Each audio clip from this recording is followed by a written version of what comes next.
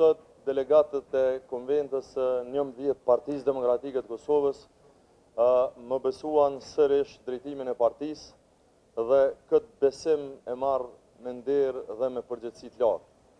4 vjet më parë mora një detyrë të madhe. Sot me këtë rizgjedhje e kthejmë atë detyrë në një mision të përbashkët për të ardhmen. Këto 4 vite kanë qenë sfiduese, por gjithmonë kemi punuar e kemi vazhduar me qëndrueshmëri, me dinitet dhe me përkushtim. PDK sot është më e bashkuar, më e qartë dhe më e gatshme për sfidat e reja. Kjo konvent nuk ishte vetëm rizgjedhje e imja apo një moment formale solemn, ishte dëshmia e unitetit ton dhe e besimit të ndërsjellë. Votimi unanim ishte më shumë se legitimitet për mua, sepse më ngarkoi për të pasur një vizion të qartë për rrugën përpara nesh. Tani është koha për të shkuar edhe një herë për të folur me qytetarët dhe për të ndërtuar bashkë fitoren, duke filluar nga zgjedhjet lokale të 12 tetorit. Rruga jonë është drejt rikthimit në udhëheqjen e vendit dhe institucioneve për të kthyer besimin qytetarëve dhe dinitetin shtetit.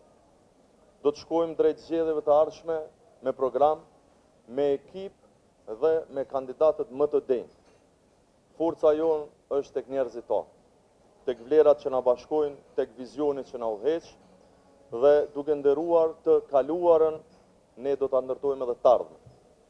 Partia Demokratike e Kosovës nuk është e një njeriu, as e një grupi, është e gjithë atyre që e duan Kosovën më të mirë. Jo vetëm të antarësisë sonë të gjerë, por të secilit qytetar që beson dhe i ndon vlerat tona. Kauza jonë është Kosova dhe e them pa modesti. Kur Kosova dhe Partia Demokratike e Kosovës ecin bashkë, ka vetëm një drejtim, ai është përpara. Faleminderit, urdhëroni. Shumë për pyetjet. E para, unë faktin që isha kandidati i vetëm e marr me përulësi si një unitet të fuqishëm Partisë Demokratike të Kosovës, një besim rreth leadershipit tim në 4 vitet e kaluara dhe për fazën e ardhshme po ashtu.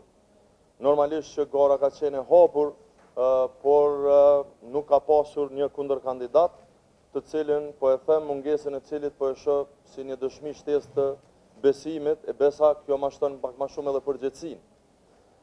Sa i përket diskutimeve, ne kemi diskutuar edhe për raportin e punës në ndërmjet 2 konventave, kemi diskutuar edhe për zhvillimet aktuale politike, dhe të gjitha këto janë përfshira në deklaratën politike që tashmë ua kemi dërguar.